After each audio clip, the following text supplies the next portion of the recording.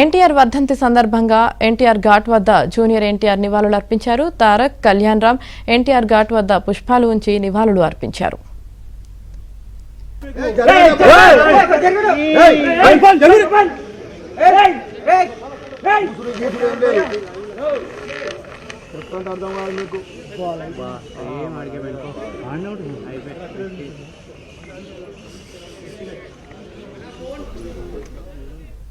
ఎన్టీఆర్ వర్ధంతి సందర్భంగా ఎన్టీఆర్ ఘాట్ వద్ద జూనియర్ ఎన్టీఆర్ నివాళులు అర్పించారు.